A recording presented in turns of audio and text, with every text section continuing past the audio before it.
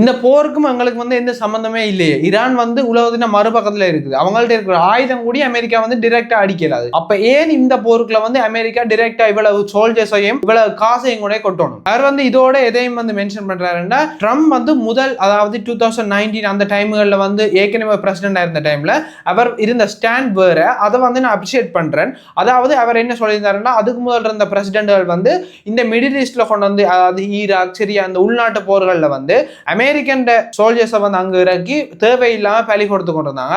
அதை வந்து நிராகரிக்கிறேன், அப்படி இனி நடக்காது, ஏன் எங்கட வீரர்கள் வந்து அங்க போய் சாகணும்ன்ற கருத்தை வந்து ட்ரம்ப் நீங்க தான் முன் வச்சிருந்தீங்க முதல். ஆனா அதே விஷயத்தை வந்து நீங்க இப்ப செய்யறதால எனக்கு அதுல வந்து சொட்டும் உடன்பாடு இல்லைன்றதை வந்து அதை வந்து தெரிவிச்சிருக்க. இப்படி நீங்க எடுக்கிற இந்த டிசிஷனால அடுத்த அமெரிக்கன் ஜங்ஸ்டர்ஸ் வந்து தேவையில்லாம ஆட்டியோ ஒரு சண்டைக்கு போய் செத்து கொண்டு இருக்கிறாங்க. அதனால வந்து இப்ப இருக்கிற எங்கட ஜெனரேஷன் வந்து அழியக்கூடிய வாய்ப்பு இருக்குது. இதனால தான் சொல்றேன், இந்த போர்ல வந்து அமெரிக்கா பங்கெடுக்கிற வந்து தேவையில்லாத ஒரு விஷயம்னு சொல்லியிருக்கிறேன்.